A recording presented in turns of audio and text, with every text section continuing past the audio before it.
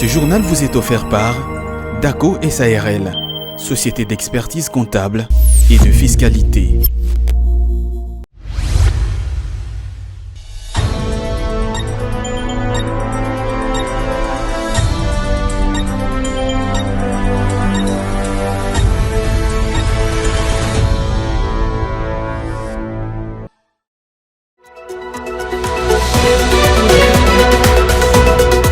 Ouverture de la 20e édition de la DRC Mining Week.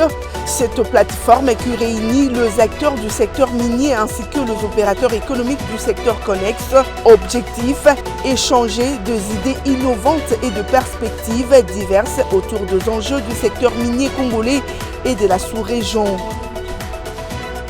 Le Sénat a examiné et adopté un projet et une proposition de loi au cours de la séance plénière sous la roulette de Jean-Michel Samaloukonde. Le projet de loi portant régime spécial de sécurité sociale des agents publics de l'État a été présenté par le vice-premier ministre en charge de la fonction publique Jean-Pierre Liao. Quant à la proposition de loi portant création, organisation et fonctionnement de l'ordre de techniciens en développement rural, elle a été portée par le sénateur Alphonse Ngoy Kassanji.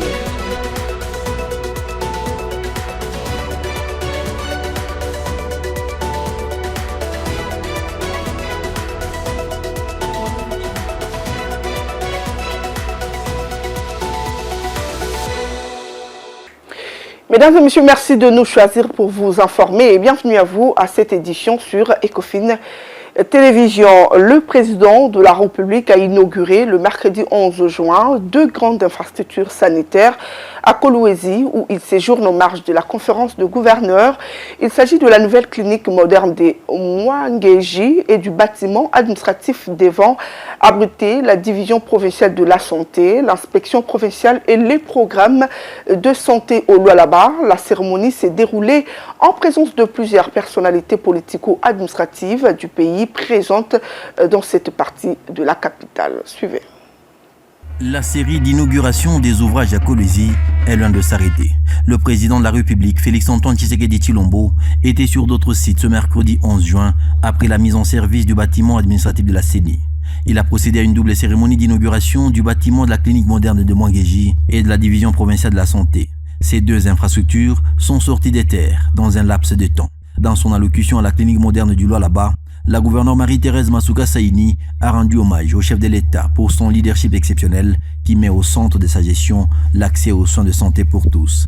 À en croire l'autorité provinciale, l'inauguration de ces ouvrages est le fruit de la mise en œuvre de sa vision ainsi que de ses encouragements. Je ne le dirai jamais assez. Le Lualaba soutiendra toujours les chefs de l'État, commandant suprême des FARDC de la PNC, jusqu'à la victoire totale contre l'agression rwandaise. Cette œuvre, véritable bijou administratif, répond à la nécessité de mettre fin à l'errance institutionnelle de nos services provinciaux de santé, longtemps hébergés dans des locaux précaires, cédés jadis par la GECAMI, puis relogés dans un hôpital déjà saturé. Ce nouvel hôpital représente un levier stratégique pour désengorger nos structures sanitaires, moderniser la prise en charge médicale et hisser notre plateau technique aux standards internationaux. Fidèle élève du chef de l'État et servant dévoué du peuple, je ne peux que me sentir redevable et rendre compte au souverain peuple à travers ses réalisations concrètes.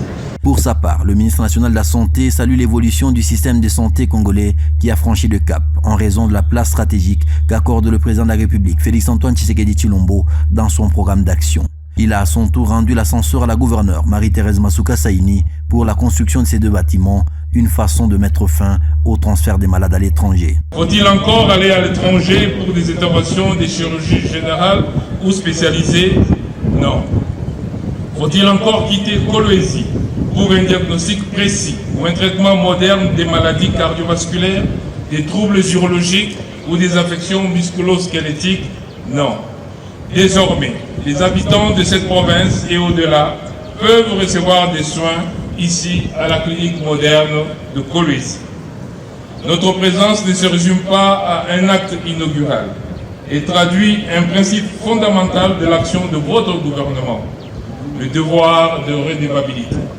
Nous sommes ici pour rendre compte non seulement de ce qui est fait, mais aussi de ce qui continue d'être fait. Je conclus mon propos en rendant un hommage appuyé à Madame la gouverneure du Lualaba, ainsi qu'à toutes celles et tous ceux qui, dans l'ombre ou dans la lumière, ont œuvré à la réalisation de ce projet. Plus de 1000 centres de santé sont en construction dans tout le pays et la matérialisation du projet de la clinique moderne du Lualaba et de la DPS s'inscrit dans cette dynamique afin de bâtir un système de santé résilient, performant et de qualité. Le bâtiment R+2 de la DPS comprend 3 bureaux VIP, 89 locaux des sanitaires, des ascenseurs et des salles VIP. La clinique, quant à elle, comporte aussi salles de consultation, 90 locaux, une grande salle d'urgence, 3 salles VIP et une salle de réanimation pour les grands et les petits. La coupure du ruban symbolique par le président de la République a mis terme à cette activité. Restons toujours avec le président de la République. Cette fois-ci, il a procédé, toujours le même, mercredi 11 juin, à l'inauguration du bâtiment administratif de Direction provinciale de recettes non fiscales et des impôts du Lualaba pour Fifi Masuka Saini. Cet ouvrage, construit sur fonds propres du gouvernement provincial, vise à améliorer les conditions de travail des agents et cadres de ces régies financières, à maximiser également les recettes pour donner à la province les moyens de sa politique. Suivez les détails. Cet imposant bâtiment des 4 niveaux avec un rez-de-chaussée devant abriter les bureaux administratifs des directions provinciales des recettes non fiscales et des impôts du Lualaba, construit sous financement propre de la province, est désormais opérationnel. Poursuivant sa mission d'itinérance dans cette région du pays, le président de la République démocratique du Congo, Félix Tshisekedi, a procédé ce mercredi 11 juin à la coupure du ruban symbolique marquant ainsi son inauguration au cours d'une cérémonie organisée sur l'avenue du 30 juin à Kolwezi. D'abord, dans son allocution des bienvenus, la gouverneure du Lualaba Fifi Masuka Saini a fait savoir que la construction de ces joyaux architecturaux rentre dans les cadres des renforcements de la gouvernance locale et offre un cadre propice permettant aux agents et cadres de ces régies financières à maximiser davantage des recettes pour mener à bien la politique du gouvernement, selon la ligne directrice des Somantors, Félix Tshisekedi. Excellence, Monsieur le Président de la République, permettez-moi, au nom du gouvernement provincial, de l'Assemblée provinciale et de toute la population du Lualaba, vous adresser nos hommages le plus respectueux pour avoir personnellement honoré de votre présence cette cérémonie. Une fois encore, vous démontrez votre proximité avec les provinces. Le Lualaba, province riche en ressources naturelles et stratégiques, se doit d'être à l'avant-garde de cette dynamique. En dotant la direction des impôts et la direction des recettes non fiscales du Lualaba d'un cadre de travail moderne et fonctionnel, nous affirmons notre volonté de renforcer la gouvernance locale, d'accroître la mobilisation des recettes et d'améliorer la qualité des services rendus. Le directeur général de l'entreprise qui a réalisé ces travaux a pour sa part remercié la chef de l'exécutif provincial pour la confiance placée en sa firme. Il a aussi réitéré son engagement à soutenir l'élan de développement impulsé par Fifi Masuka Saini en dotant ses administrés des ouvrages dignes d'une province pilote de la RDC. Le projet de réalisation de ce bâtiment, destiné à accueillir les services de la direction des recettes de la province, s'achève aujourd'hui avec la remise de cet ouvrage. Il symbolise la détermination de la province à répondre efficacement à ses besoins administratifs et économiques, contribuant ainsi à l'efficacité et à la modernisation de la gestion publique provinciale. Le directeur des impôts du Lualaba, Francis Kalassa, salue la détermination de l'autorité provinciale à accomplir avec abnégation la mission lui confiée par le président de la République. Nous rendons les hommages les plus déférents à son Excellence, Monsieur le Président de la République, chef de l'État, Félix Antoine Tshisekedi Tshilombo, pour sa vision combien éclairée, inculquée ici en province à sa fidèle élève, l'unique femme gouverneure sur les 26 provinces que regorge la République démocratique du Congo. Après la coupure du ruban symbolique, les chefs de l'État et d'autres personnalités du pays ont visité tout le compartiment de cet édifice.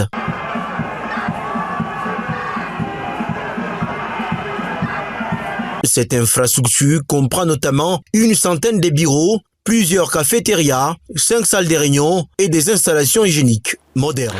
Du Lualaba à Kinshasa pour parler du Sénat qui a examiné et adopté un projet et une proposition de loi au cours de sa séance plénière tenue le 11 juin sous la houlette de Jean-Michel Samalou Kondé. Le projet de loi portant régime spécial de sécurité sociale des agents publics de l'État a été présenté par le vice-premier ministre en charge de la fonction publique Jean-Pierre Liao. Quant à la proposition de loi portant création, organisation et fonctionnement de l'ordre de techniciens en développement rural, elle a été porté par le sénateur Alphonse Ngoï Kassanji. Le vice-premier ministre en charge de la fonction publique Jean-Pierre Liao a présenté et défendu le projet de loi sur les régimes spéciaux de sécurité sociale des agents publics de l'État, une réforme visant à renforcer l'équité et la performance de la fonction publique. Soulignant l'importance du soutien budgétaire, il a précisé qu'environ 690 000 agents ont été identifiés et 60 000 mécanisés depuis son arrivée à la tête du ministère. Par ailleurs, la proposition de loi du sénateur Alphonse Ngoï Kassanji sur l'ordre des techniciens en développement rural a été adoptée à l'unanimité et renvoie à la commission développement durable et à la commission PAJ pour un examen approfondi de 24 heures. À ce stade, bien sûr, avant de vous libérer, je vais mentionner que vous aviez déjà indiqué au bureau votre disponibilité à être avec les bureaux des commissions qui sont concernées par cette question, notamment la PAJ et puis la commission socio-culturelle, de manière à ce que voilà, le travail se fasse rapidement. Moi, j'ai eu à échanger avec les deux présidents pour qu'ils sachent qu'à tout moment, ils peuvent voir même après la plénière ce jour pour commencer déjà ces échanges, étant donné que vous êtes aussi attendus à d'autres tâches au niveau de la conférence des gouverneurs où vous êtes intervenant avant de participer au Conseil des ministres le vendredi à Kolwezi. Donc moi je vous remercie pour cette disponibilité-là et nous allons bien sûr garder un contact au niveau du bureau pour suivre. Avec ces avancées législatives, le Sénat trace les contours d'une gouvernance plus structurée entre réforme sociale et professionnalisation de métiers du développement rural. La Chambre basse du Parlement, quant à elle, a adopté 8 projets de loi de ratification concernant 2 accords de financement avec l'Association internationale de développement et l'Agence française de développement. Ces textes qui autorisent un appui budgétaire de plus d'1 milliard de dollars américains ont été présentés par le ministre des Finances au cours de la séance plénière du 10 juin dernier. Igor Biwaka nous en dit plus. Il s'agit des 8 projets de loi de ratification concernant les accords de financement pour un appui budgétaire total de plus d'1 milliard de dollars américains conclus entre la République démocratique du Congo et les institutions financières internationales, dont l'Agence française de développement et l'Association internationale de développement. Devant les élus nationaux, le ministre des Finances, Doudou Famba, a rassuré sur la transparence dans la gestion de ces fonds. Ces ressources extérieures, précise l'Argentine nationale, ne doivent pas être perçues comme une dépendance extérieure, mais plutôt un levier de développement du pays. Ces 8 projets, par leur complémentarité, forment une action cohérente du gouvernement. Ils témoignent la volonté de faire, en matière de financements extérieurs, non pas une approche qui constitue comme une dépendance extérieure, mais un levier de souveraineté et de développement de notre pays. Des efforts du gouvernement que le président de la Chambre basse du Parlement, Vital Kamerhe, a vivement salué. Nous avons tous salué les efforts, le couronnement des efforts du président de la République et de son gouvernement pour la mobilisation des ressources extérieures, pour booster le développement de notre pays qui passe essentiellement par l'accès à l'eau, l'accès à l'électricité, le développement agricole. À l'unanimité, ces 8 projets présentés par le ministre des Finances ont été approuvés. Les 10 projets visent entre autres la gouvernance publique, la résilience économique, la transformation numérique, la connectivité des transports et la résilience aux inondations urbaines. Les élus nationaux sont à l'occasion penchés sur la transparence, la dette extérieure et la mise en œuvre efficace de ces projets. À quelques jours de leur départ pour un stage de 3 mois au sein de l'administration publique belge, les 10 élèves de l'ENA sortis de la promotion nommée Mamadou Ndala ont été reçus en séance de travail par le vice-premier ministre de la fonction publique Jean-Pierre Liao. Séance tenante, Liao a soutenu que le président de la République tient au relèvement de l'administration publique. Ces 10 élèves de l'ENA vont en Belgique pour apprendre et revenir servir la nation congolaise avec compétence et fierté. En présence de la délégation belge, conduite par la chef de mission adjointe de l'ambassade de Belgique en RDC à Kinshasa, ainsi que de la direction générale de l'ENA, Jean-Pierre Liao a conscientisé les concernés. Soyez très à l'aise. Je sais que c'est une première expérience pour beaucoup d'entre vous. Vous allez comme nos ambassadeurs. Quelque part. Vous allez pour représenter le pays, représenter la nation. Et c'est important. Le président de la République tient absolument à ce que notre administration se relève. Et l'administration publique ne peut se relever qu'en faisant en sorte que celles et ceux qui y prestent, qui travaillent, soient bien formés. Quant à la chef de mission adjointe de l'ambassade de Belgique en RDC, elle a réaffirmé l'engagement de la Belgique à accompagner la RDC dans ses efforts de modernisation de l'État, à travers notamment Enabel et l'Institut Royal. Merci beaucoup pour vos mots, merci pour votre soutien aux jeunes énarques qui vont bientôt maintenant partir en Belgique. Ils seront aussi quelque sorte pour nous des ambassadeurs. En revenant de Belgique, ils vont être pour toujours dans notre confiance et ils seront des personnes d'échange très intéressantes et très utiles pour nous aussi dans l'administration. Et donc on a déjà constaté avec des anciens énarques que c'est vraiment un réseau qui nous tient à cœur et qui est très important pour nous, pour mieux comprendre, pour échanger, pour trouver. Donc aussi au niveau des labels, des échanges qu'on a, c'est vraiment, on constate déjà que les énarques qui sont là peuvent être vraiment bénéfiques et qui peuvent améliorer les prestations de cette administration. Le VPM a salué par ailleurs cette coopération bilatérale exemplaire dans le domaine de la réforme de l'administration publique de la République démocratique du Congo, étant donné que le président Tshisekedi tient au relèvement de l'administration congolaise. Lors de la conférence de presse tenue le mercredi 11 juin au Lualaba, en marge de la conférence des gouverneurs, le ministre de Mines Kizito Pakabomba a révélé la vision stratégique du développement de provinces centrée sur 5 axes de diversification qui comptent notamment la certification de ressources, la diversification de produits finis, la transformation locale ainsi que l'investissement dans l'économie nationale en utilisant les ressources naturelles. Ces programmes s'inscrivent dans la vision du chef de l'État Félix Tshisekedi visant à réunifier les provinces de la République démocratique du Congo. On l'écoute. Nous avons fixé notre vision stratégique de développement sur 5 axes de diversification.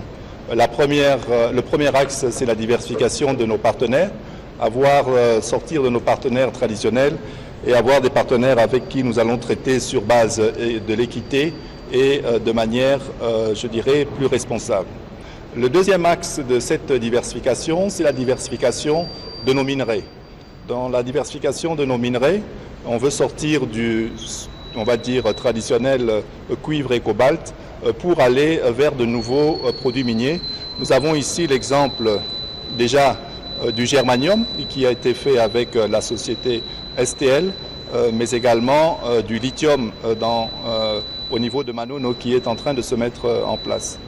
Le troisième axe de diversification, c'est la diversification de nos provinces minières. Et là, je répondrai également à votre question. La diversification de nos provinces minières passe justement d'abord par une meilleure cartographie, une meilleure connaissance de nos ressources là où elles se trouvent sur toute la République. Donc il y a tous les aspects d'exploration et toute la géologie, mais également aller jusqu'à la certification de nos ressources minières. Le quatrième axe de diversification, et cette diversification, c'est quoi? Il y a des produits finis. Donc nous voulons par là avoir plus de transformation locale. Et cela, comme je l'ai expliqué plus tôt, nous allons pouvoir justement créer de l'emploi et plus de richesses localement.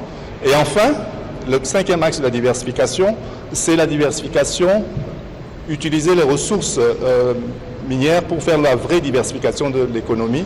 Et c'est cela qu'on va utiliser ces ressources pour injecter ça dans l'agriculture, par exemple, dans l'industrie, dans les services.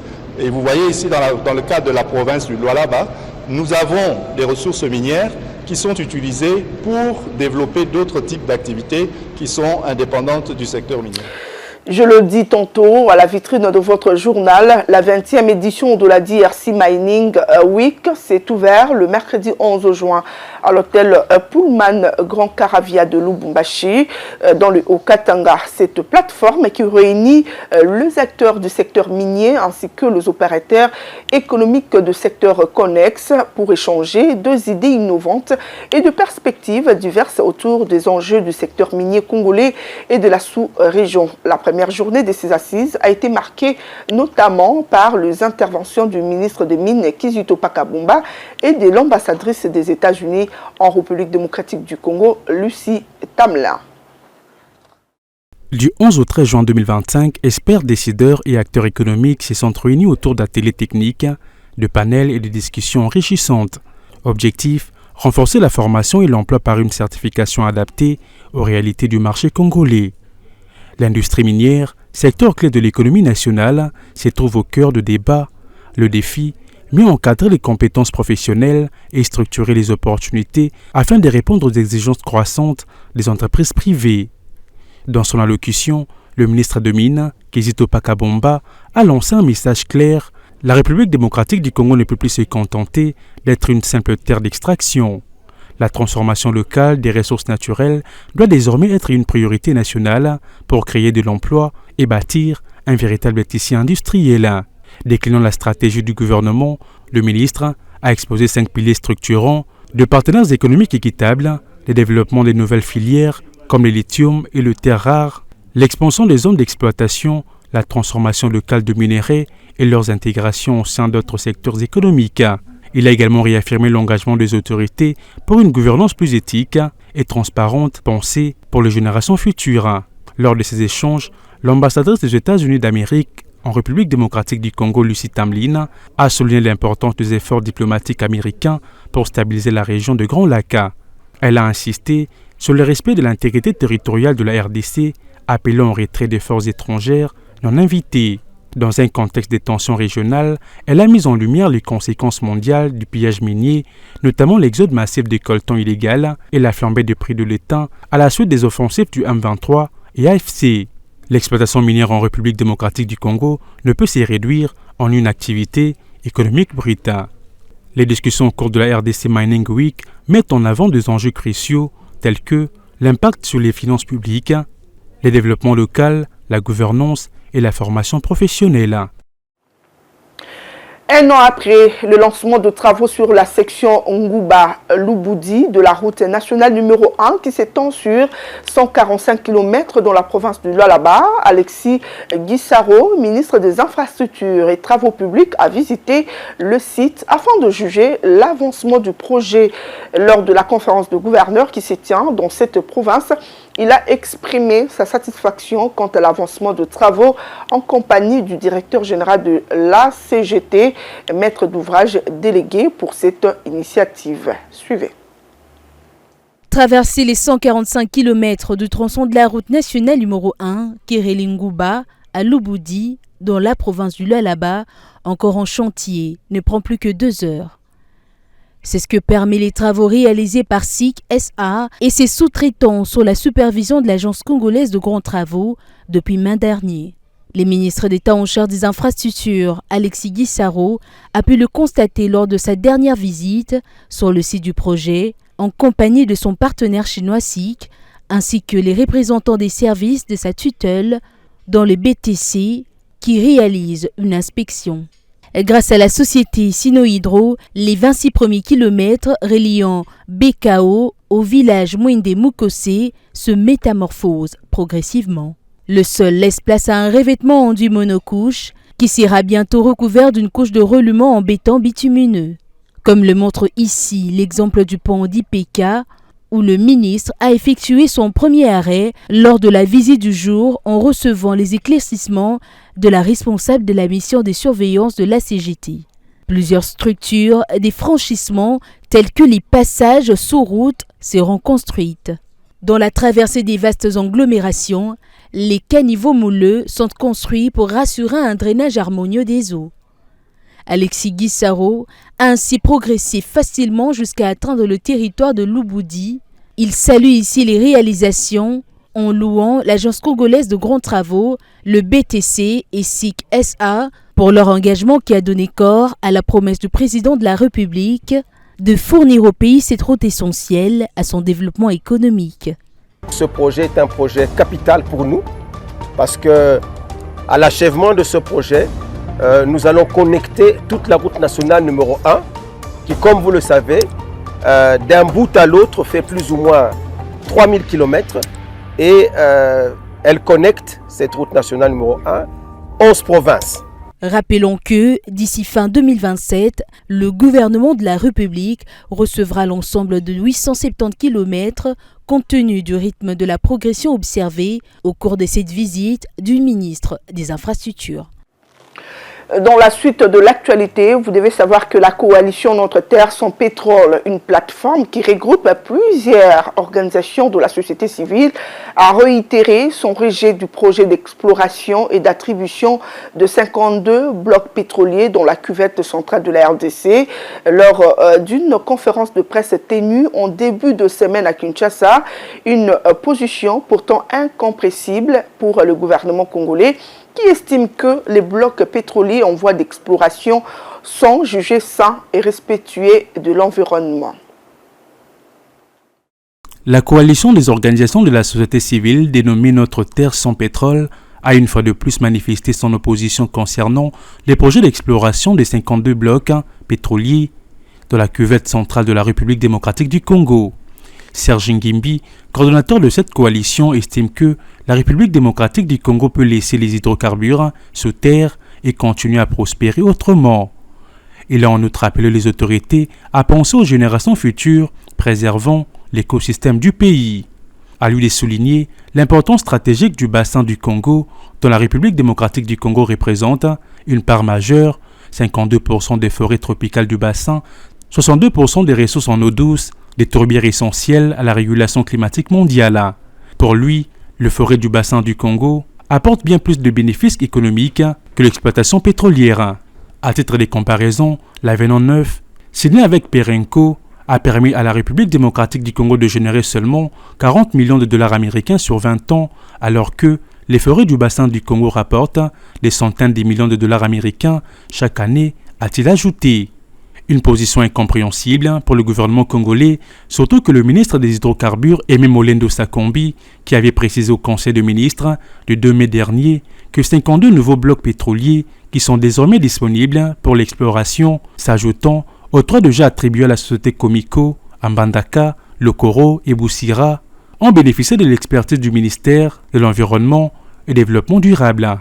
Une expertise qui a abouti à la création de meilleurs blocs ouverts à une exploration basée sur le contrôle des données techniques, respectant ainsi les limites des aires protégées qui autrefois avaient fait l'objet des critiques des organisations non gouvernementales et de la société civile. Ainsi, pour le gouvernement de la RDC, les réclamations de la coalition Notre Terre sans pétrole paraissent incompréhensibles. Place à présent à la revue de presse dans une sélection et commentaires signés Jonathan Bakele.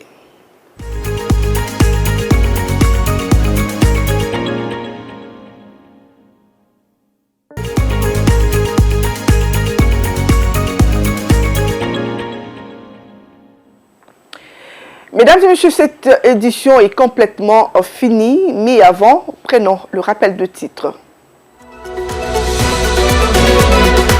Ouverture de la 20e édition de la DRC Mining Week.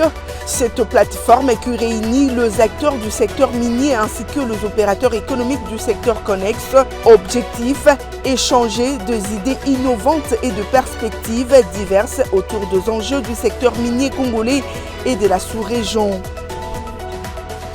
Le Sénat a examiné et adopté un projet et une proposition de loi au cours de la séance plénière sous la roulette de Jean-Michel Samaloukonde. Le projet de loi portant régime spécial de sécurité sociale des agents publics de l'État a été présenté par le vice-premier ministre en charge de la fonction publique Jean-Pierre Liao. Quant à la proposition de loi portant création, organisation et fonctionnement de l'ordre de techniciens en développement rural, elle a été portée par le sénateur Alphonse Ngoy Kassanji.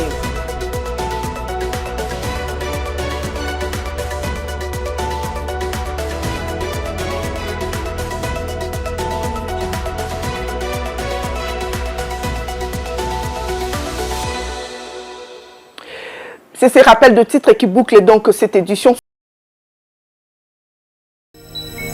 Ce journal vous a été offert par DACO SARL, société d'expertise comptable et de fiscalité.